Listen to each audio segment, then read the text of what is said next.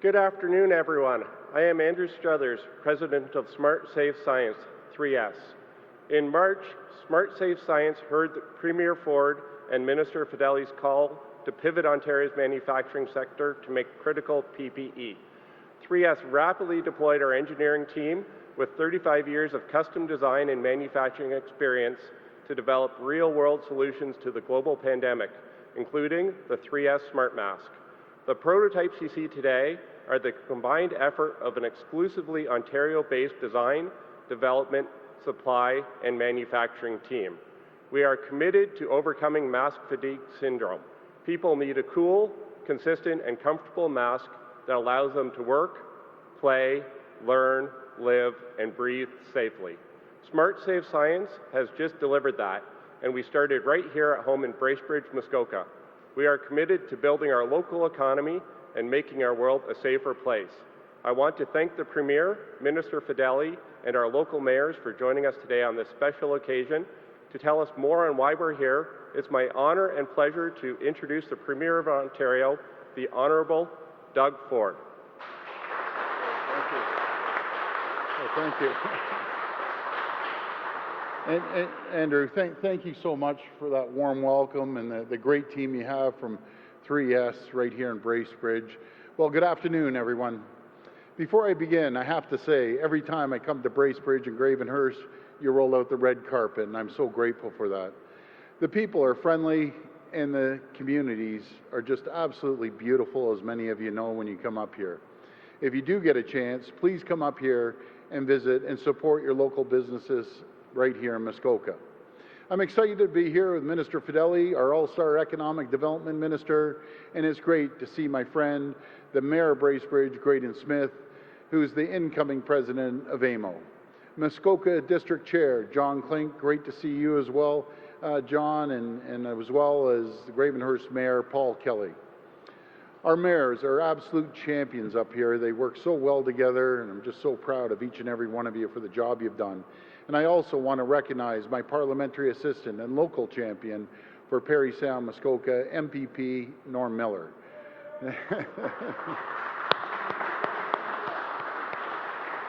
See, they love you here, Normie. That's great. Norm has been a strong voice for the region, advocating for your priorities. Priorities like a brand new Muskoka and Area Ontario Health Team to provide better connected care to patients, and expanding the Gravenhurst Dental Clinic so low-income seniors can receive free routine dental care. But it's also a community where we need more jobs, where we need more growth and opportunity as we gradually and safely reopen the province. Today's job numbers are good news for Ontario. We're in the third straight month of employment growth. 142,000 more jobs have been added. That's 142,000 more people are back to work and supporting themselves and their families, including over 12,000 jobs in our manufacturing sector. That's over 670,000 jobs in total over the last 3 months that we've been added back to our economy. But my friends, we still have a long ways to go. And we have to keep that recovery going. We have a plan, a Made in Ontario plan for growth, renewal, and long-term economic recovery. And it starts with helping Ontario businesses seize the opportunities that exist in this new environment, to find better ways to do things, to make sure we are never caught in a situation again where we don't have the critical supplies we need to keep our frontline workers safe, and make sure that we always have an abundance of supply. And I can tell you, I always said, folks, I'll never rely on a foreign leader, a foreign country to dictate to the people of Ontario or Canada about PPE. And that's exactly... Thank you. And that's exactly what Smart Safe Science and True North Plastics are working on. Many of us may know a family member, a friend, or a neighbor who works on the front lines. Wearing a mask is part of the job, but for many, they're wearing that mask day in and day out, 12 hours a day, sometimes more. It can be really, really uncomfortable, but they wear it to save lives. They wear it to keep others safe and stop the spread of this deadly virus. For those frontline workers, I'm proud to say help is here, thanks to the hard work of the team at Smart Safe Science. They have developed an Ontario-made solution to this problem. They created a lighter, breathable, medical-grade face mask. It's a better mask that will help keep our frontline healthcare heroes and frontline workers safe, comfortable, and protected. And they're made right here in Bracebridge. And we want to... Absolutely. See, folks, I love these people up here. And we want to help this company make as many of them as possible because our frontline heroes deserve the very best. So today, I'm proud to announce our government is investing $2 million through the Ontario Together Fund to help Smart Safe Science mass produce these masks. That's great.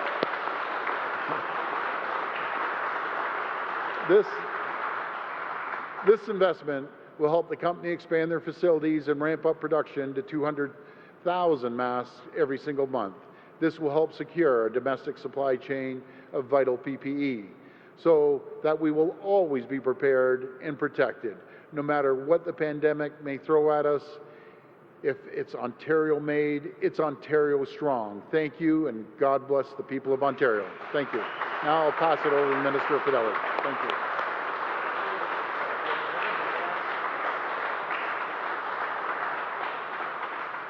Thank you, everyone, for being here. Thank you, Premier, for your ongoing leadership throughout this pandemic, and thank you to Smart Safe Science for hosting us in your new facility here today. Since this pandemic began, the response from business owners, workers, communities, and people from across Ontario has been incredible. We have seen firsthand ingenuity and perseverance on display in every corner of Ontario. Our business community has continued to step up and demonstrate the best of Ontario's spirit by providing innovative solutions and helping to ensure our frontline workers and people across Ontario are equipped with the critical supplies they need.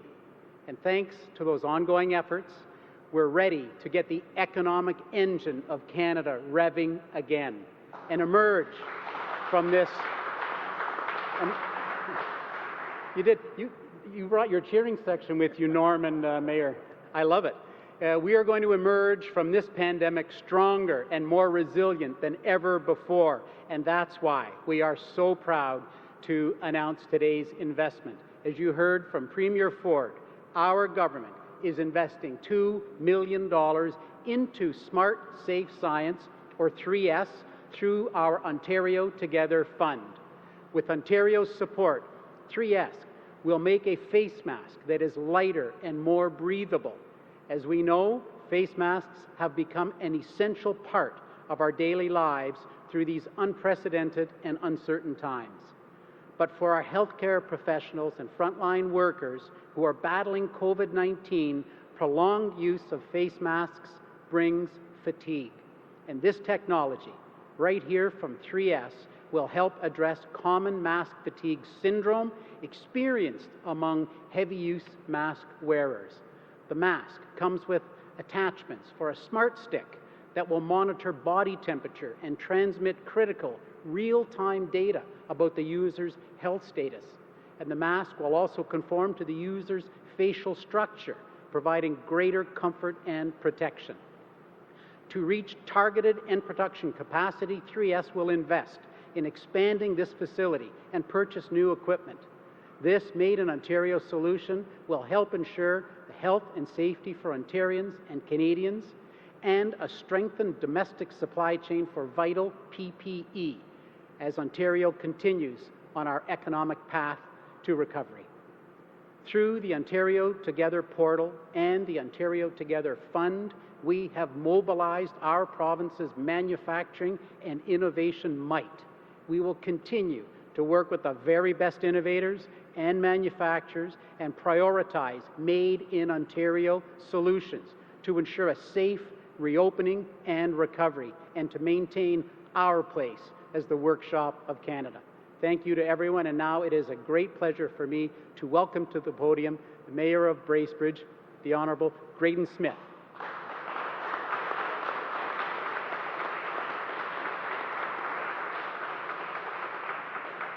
Well, good afternoon, everybody. It's my pleasure to be here. It's my pleasure to welcome the Premier, Minister Fedeli, MPP Miller to Bracebridge, and all those that are gathered here today for this fantastic announcement. I just want to take a moment and make a few remarks about the Struthers family. Through their business, True North Printed Plastics, they've been an integral part of the Bracebridge business community for almost a decade, and they've put many people to work revitalizing a town that was suffering after the 2008 economic crisis. They continue to think in ways that are innovative, community-minded, and frankly with solutions that are helping more than just the people in Bracebridge, as we've heard today. To the Struthers family, thank you for your investment in this community and your investment in the people of Ontario. And to the Government of Ontario, thank you for the investment in 3S, which is going to create many jobs here in Bracebridge and be a solution for many people, including our frontline workers in Ontario. So thank you very much, and it's wonderful to have you here today.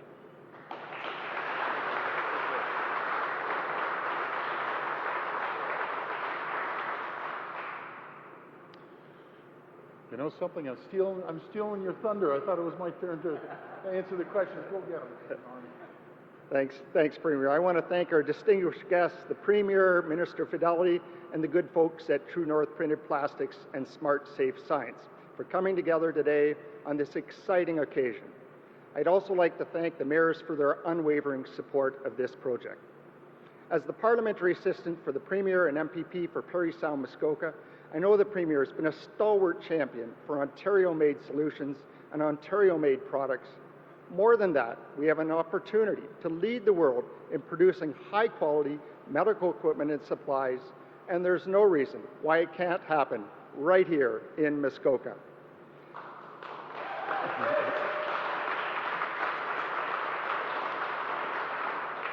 Not only will we have made in Ontario medical equipment, we will have the benefit of 50 great new jobs right here.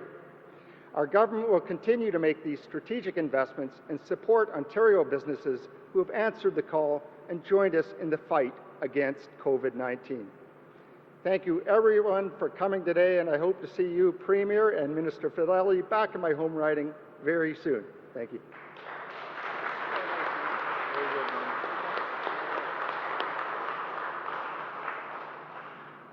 Well, before I start, I have to thank John Botello from Flying Colours International, who made the Ontario-made flags there. They look absolutely great. Thank you so much, John. And anyone who wants one of those, just give John a call. So we're ready for the questions. We'll go to the phone line for questions. Just a reminder that it's one question and one follow-up, please. Thank you. First question is from Pamela Steele at Bracebridge Examiner. Please go ahead. Hi, Pamela. Sorry, 1 second, Pamela. Kind of like the music. You can keep going. It's all good. Okay, go ahead. We will move to the next question, which is from Laura Stone at the Globe and Mail. Hi, Laura. Hi, Premier. Sorry, no music from me. That's all right. I have a question about education. Yes. Can you hear me, Premier? I can hear you. I can hear you, Laura. My first question is about education. Sick kids, and even you, the government, have said that being in school is good for the mental and social well-being of kids, especially those from low-income neighborhoods. Mm-hmm. Yet the TDSB has released data this morning that shows those families are keeping their kids home at a higher rate, some at more than 50%. So why hasn't your government done enough to make these families feel safe about a return to the classroom? Wow, I totally disagree with that last comment there, Laura. Why haven't we? We've spent $1.6 billion. We've thrown everything in the kitchen sink at opening these schools. We have Dr. Heyer, that is one of the most respected doctors in the country. We've put in $170 million to hire more teachers. We have 625 nurses that are coming on board. We've hired 1,300 more cleaners. I could sit here for the next 10 minutes and rattle off all the areas, but I can assure you that we're doing everything we can to keep the schools as safe as possible. And I got to talk to the kids and the students going back. You know, you hear a lot of fear-mongering on TV, and for that, I apologize to the kids, but I can assure you as Premier, I will do everything in my absolute power to protect our kids and our children and our students in this province, and I will not spare a penny, which I haven't, and I will throw every single resource. The kids are so excited about going back to school, and they have 1,000 pounds on their shoulders. So kids, I just want to tell you, if you go back to school, I wish you all a great year. They'll make sure you practice social distancing, make sure you wash your hands, and obviously the face masks as well. But, you know, I just have to tell the kids, we're here for you. And I won't for a second hesitate. If there's an outbreak anywhere, I'll close the schools down in 10 seconds, as I did as the first Premier in this entire country to close the schools down. But Laura, we have thrown everything we possibly can at the reopening of the schools. Follow-up? Premier, some in the health community, such as Doris Grinspan of the Registered Nurses Association, have been calling for Dr. Williams to resign, and they've criticized how he's handled the pandemic. Can you respond to these calls? Are you considering replacing him before a second wave? And can you also explain why you brought in Dr. Durkheim to oversee outbreak planning? Well, first of all, I have all the confidence in the world in Dr. Williams. You know, and I love Doris. I really do. I have a relationship with Doris. I love her. She's a great person. Doris, we need more nurses. I need you to bring more nurses to me. We need 625. I know we've hired quite a few, but I need more nurses. We have the money. I want to hire. But, you know, they've been calling for Dr. Williams' head since the beginning, and I take personal offense for that. Dr. Williams has worked around the clock. This man doesn't sleep. He's out there protecting the people, and the numbers speak for themselves. Because of the leadership of Dr. Williams and his entire team and all 34 chief medical officers around the province, we have the lowest cases per 100,000 in North America. Like, I take real offense. Well, what more do you want from this man? The guy is working his back off, giving his best judgment. And by the way, I say it over and over again, Dr. Williams, in my opinion, is an absolute champion. He works collaboratively, and it's not, Dr. Williams isn't the type of person to say, this is what we're deciding, it's my way or the highway. I've never, ever seen that. Matter of fact, to the contrary. He talks to all the health experts around the country, around the province, communicates with all the public health officials, which are, all of them are doctors as well.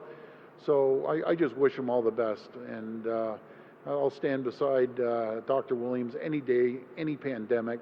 He's given us great guidance and protocols to follow along with his team. So I wish him all the best. And that's it. He's a great guy. Next question.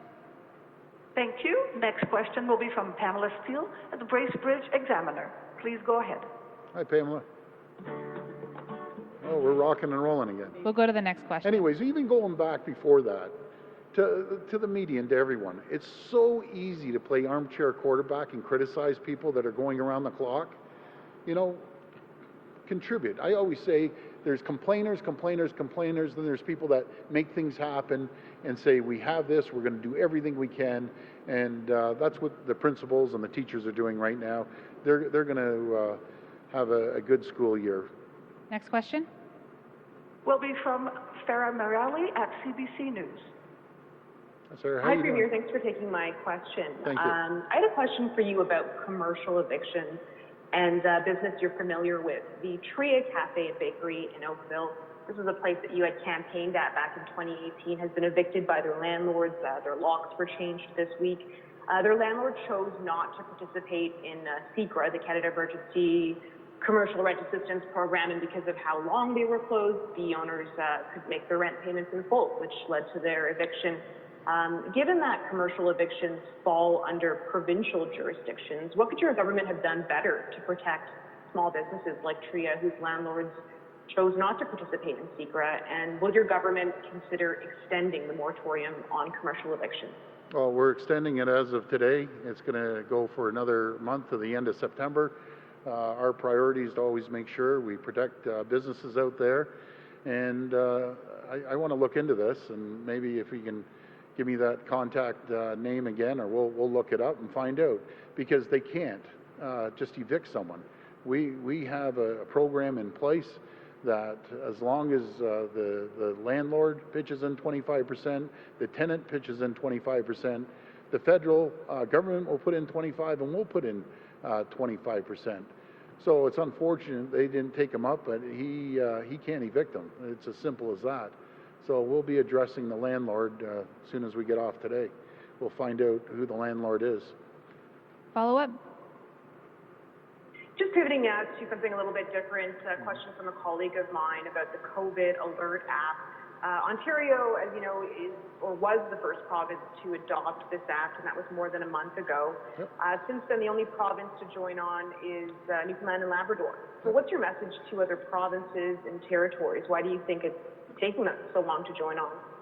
Well, I believed in the conversation at our COF meetings, and over when we got together just a couple days ago. I believed everyone was on board. I encourage all the premiers, get on board with it. It protects our provinces, protects the country, and there's I believe over 2 million, it's probably higher by now, but over 2 million people with the apps. It just makes us a lot safer. So I'll have to talk to the other premiers again and find out what the issue is. Next question. Will be from Lucas Meyer at Newstalk 1010. Please go ahead. Hi, Lucas. Thank you very much. Hi, Premier. In terms of, I know you spoke earlier this morning with Bill Carroll about the situation going on in Peel. And I'm just wondering, since then, if you've had a chance to speak even more with the health table, and you've often said, you know, everything is on the table, but in terms of the possibility of lifting restrictions, is it more than just off the table, or is this something that you are, you know, seriously discussing about Peel specifically? Well, I'm really concerned about what is happening in Brampton. I gave the mayor 3 calls this morning. I haven't, and then by the way, it's no offense, Patrick's doing a great job, but I couldn't leave a voicemail. But Patrick, you're listening. I need to talk to you, find out what's happening out there. We can send in mobile units, because I'm really concerned when Brampton makes up 3% of the population and represents 40% of the cases yesterday. That's concerning, and I keep seeing it escalating.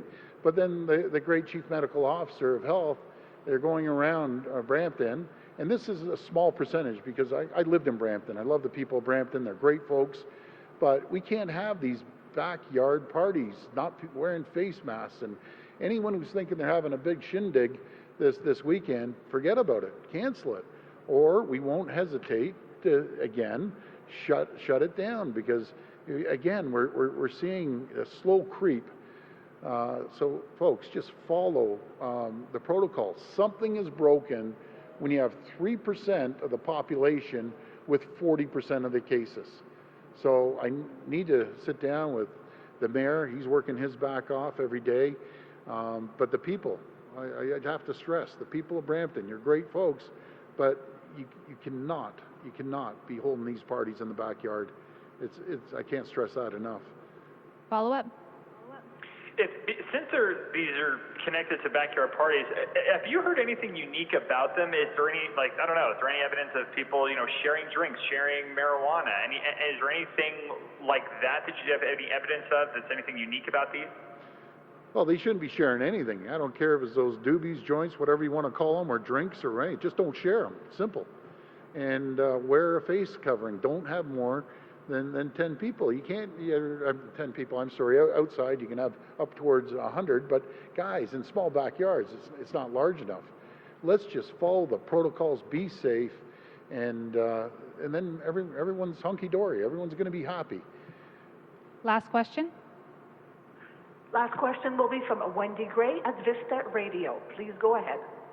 Hi, Wendy. Thank you, Premier, for taking my call today, my question today. This question is actually from one of our listeners. I thought it was a great analogy. Why is a liquor store with a huge area limited to 10 customers at a time? All the staff's protected behind plexiglass at the counter, but schools will have 30-odd kids, with some of the kids, the younger kids especially, being maskless, packed into a regular-sized classroom. How do you justify that? Yeah, well, that's a good question. I'll be talking to the chair and president and CEO. I'll talk to the finance minister.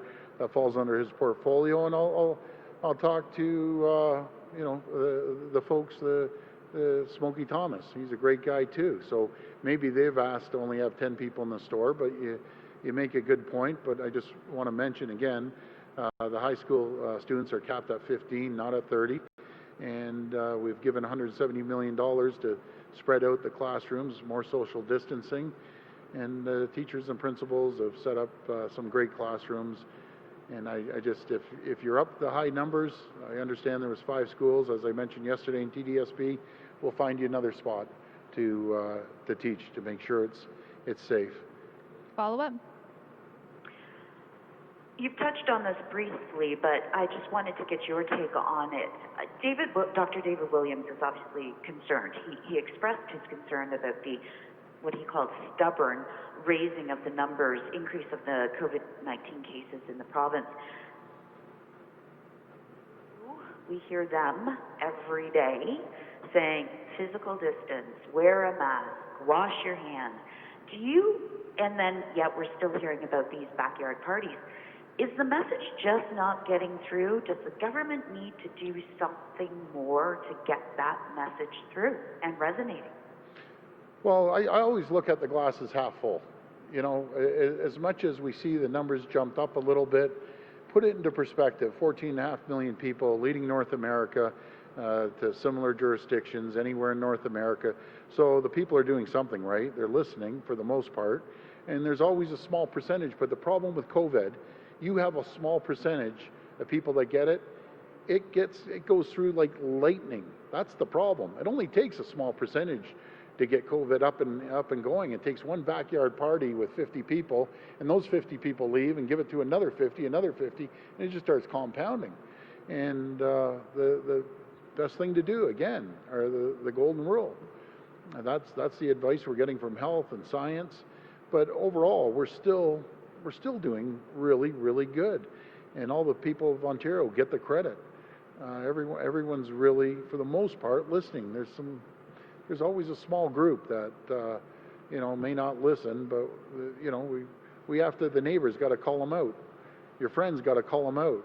If you know you're going to a party, don't go to the party. It's simple. You aren't going to miss anything. There'll be a lot more parties in the future. So just keep focused on social distancing, and everything should be fine. Thank you, everyone. Thank you, everyone. Have a very safe and healthy weekend. Thank you.